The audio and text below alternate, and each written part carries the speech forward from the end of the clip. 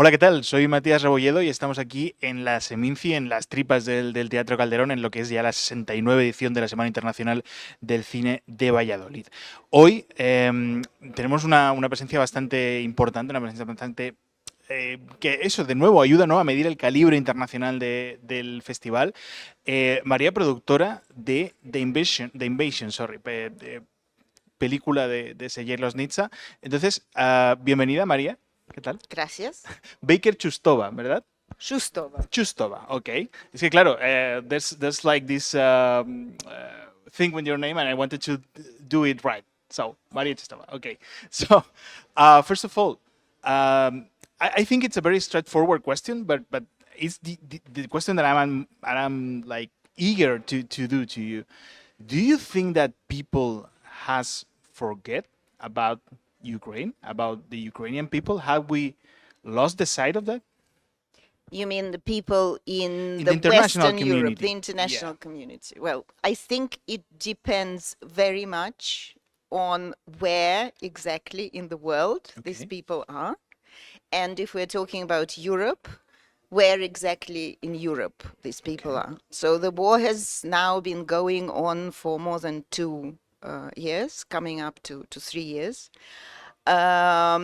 Of course, the initial shock and the initial, I think, like really involvement and engagement that happened, I think, throughout Europe and throughout the civilized world is probably now gone.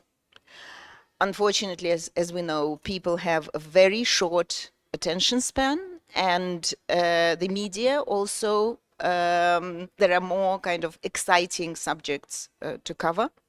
But still, I think it depends very much on the region, and of course, the countries that are neighbors of Ukraine, Baltic states, Poland, I think East European countries, they're much more aware of the tragedy that's unfolding, and people continue to die every day, and cities and villages are being destroyed, and lives are being destroyed.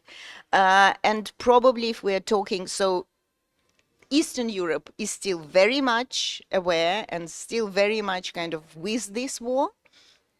And yes, if we're talking about, for example, the beautiful, the beautiful Mediterranean countries, it seems to me that perhaps here it's, I still feel, we had a beautiful screening yesterday and the audience was fantastic and they asked very intelligent questions, and they obviously feel those people who came to watch the film, they were definitely involved and they definitely knew about what was going on and they wanted to know more. But perhaps in general, perhaps this war now is a little bit too far. It kind of faded away from the kind of psyche, collective psyche of the Southern Europeans or North Europeans. Yeah. Yeah. We'll get to the film, to the movie, but and your labor as a producer, as a filmmaker also. But I wanted to ask you about that as a citizen. Do you think that we have a chance? We have something to do. Can we do something to not forget about the war, not forget about the invasion? Well, I think as citizens, we should elect, proper governments, the leaders who are capable of stopping this tragedy. I think that's our main kind of role as citizens. But otherwise, well, yes, I think it's important to talk about it. It's important to write about it. It's important to screen the films, to publish, to make people aware, because it's happening today, it's happening on our continent, it's happening next door, and it can actually happen here as well if we don't stop it. So it's, I think we should all be involved. Yeah. Well, obviously, Sergey, you've been working with him for more than a decade as a producer. Has always has this his side, sorry, on the matter. But I wanted to ask you. Last year, 2 years ago, sorry, the president of Ukraine was at the Oscars. Last year's film was nominated for that. Can we? Can the Ukrainian cinema live through this tragedy in a way? Well, I mean, it's difficult for me to talk on behalf of the Ukrainian cinema. I think there's very important documentary work is being done for sure. There is a generation of young filmmakers that has been actually kind of impacted or like shaped by this tragedy. So there's a lot of material coming out of Ukraine, I think, in terms of documentaries. And there is a lot of international support for sure. So there have been a few funds set up, I think, internationally to support European filmmakers. So yes, I hope that, but it's again, you cannot talk about the Ukrainian film community just, to single it out. We should be talking about the Ukraine as a country, the Ukrainian people, the Ukrainian society as a whole. So I think it will get through it. It will survive if the society survives. Yeah. So yeah, there's a thousands of ways of talking about the invasion, the film that set us today here. But I wanted to ask you, how would you define it? Because you can define that, it's a movie about the war, it's a movie about the invasion, but kinda it isn't in a way, because it reflects on the people, it reflects not on the military side of things. So I wanted to ask you about that. How would you define it? well, first of all, it's a diptych, or probably even a triptych, part of a triptych. So the first film was Maidan in 2014 about the Revolution of Dignity. Then there was a fiction film Donbass in 2018, which also dealt with this issue, the situation in Ukraine, the conflict that was already starting then, when Russians occupied Donbass region of Ukraine and Crimea. And so this is now this third part. I would say in general, it's a film about humanity and the lack of it. And the kind of the two sides, because of course we don't see any military action, we don't see any front line, we don't see weapons or the war as such as it is shown on TV or on news, internet, etc.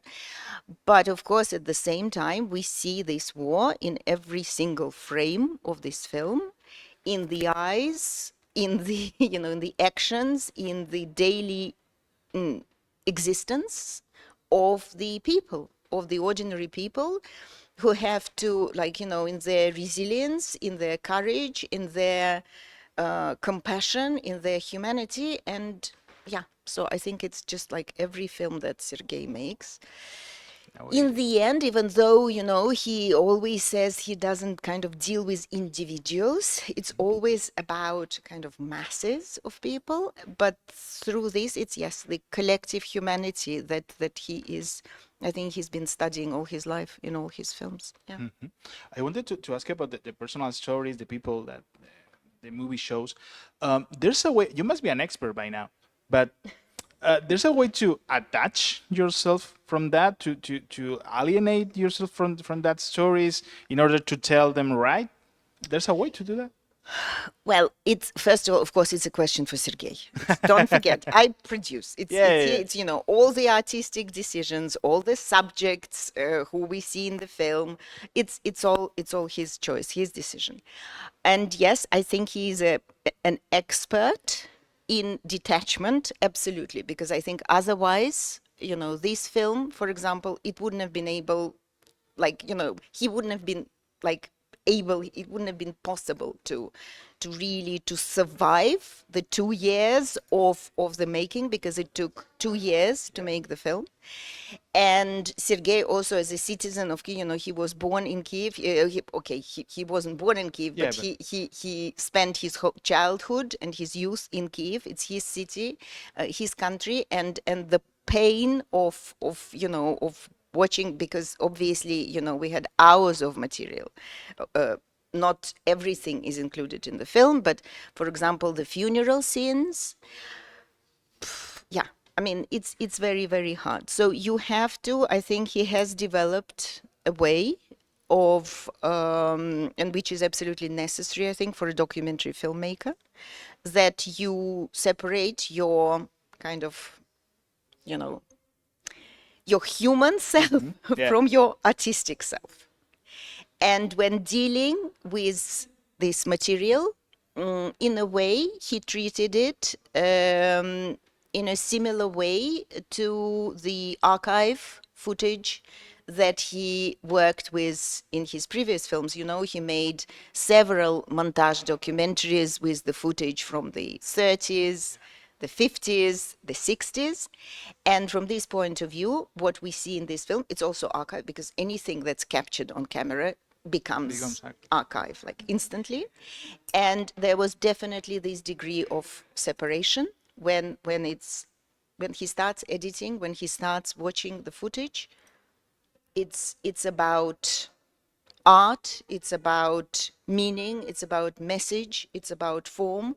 And yeah, but still, of course I know it was very painful. It was very painful for me, but it was much, much, much more painful for him. And I think you can feel this pain and this compassion in the film, even though there is no voiceover, no commentary, no kind of, in your face kind of directorial voice, but still it's very much present, I think.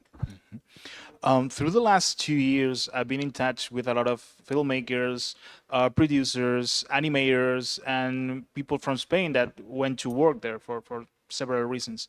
And I asked them the same question one time and again. Do you see a positive outcome of this situation that doesn't involve, for example, accepting Russia's terms in a way? Okay, again, going back to what can we do as citizens, right? Elect the leaders who can. Well, it's very, very, very difficult. I think we should still hope. Sergey is not very one for hope. Probably, don't forget, I am talking now on my behalf. If he had been sitting here, perhaps he would have told you something completely different. I still think we need to believe in humanity, in the capacity of humanity to, to overcome these tragedies. I think it's also definitely, it's not just between Russia and Ukraine. It's the international community, and a matter of international politics.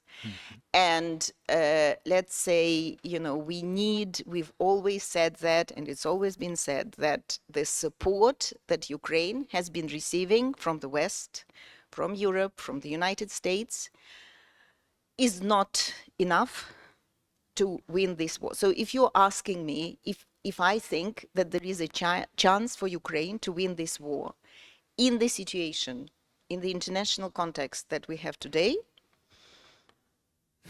I mean, come on, and this is even more tragic, because you see the people there, the Ukrainians, they can only go on if they believe that the victory is possible. Because, every day you have hundreds of young men dying, and women giving their lives for victory. And of course they have to believe that it will be possible. They have to believe that they will be able to defend their freedom, their democracy, their territory, their country. Yeah, and we need to something, the international community. I think it's the duty of the Europeans, because again, it's happening here. We're not talking about 50 years ago. We're not talking about Second World War. It's now, it's here. And if we just kind of let it go and neglect this, Poland can be next, Baltic states can be next, and even here in this beautiful, sunny, fantastic paradise of Spain, we never know. So thank you for the insights. Thank you for your sincerity. And let me ask you the last one. I wanted to ask you what's next, because I'm always interested in Sergey's work. So what's next? Is he working on something right now? Yes, he is. Actually, the reason why he couldn't come to Valladolid is because he is now shooting a fiction film in Riga, Latvia. The film is called Two Prosecutors. It's a story from 1937, Soviet Russia, Gulag, you know, the usual, very, very heavy stuff. It's about the system of Soviet justice or injustice and the origins of the, you know, Gulag and the whole kind of prison system in the Soviet Union. And so yes, so this is hopefully the shooting is about to finish in a couple of days' time, and I hope that we will be able to release the film perhaps in spring 25. And then of course there are also documentary project plans for new documentary films, and I'm sure Sergey would want to revisit the situation in Ukraine because it's, as you know, it's one of his kind of ongoing topics. And let's hope that the next film will be more optimistic. Next film about Ukraine will be more optimistic. Well, let's hope for that. Maria Choustova, thank you so much for your time, and well, let's hope the best for the film. Muchas gracias. Nosotros seguimos, como siempre, en las entrevistas de Kinótico. Está en la 69 edición de la Semana Internacional del Cine de Valladolid. Ya sabéis, kinótico.es, la primera con K, la segunda con C.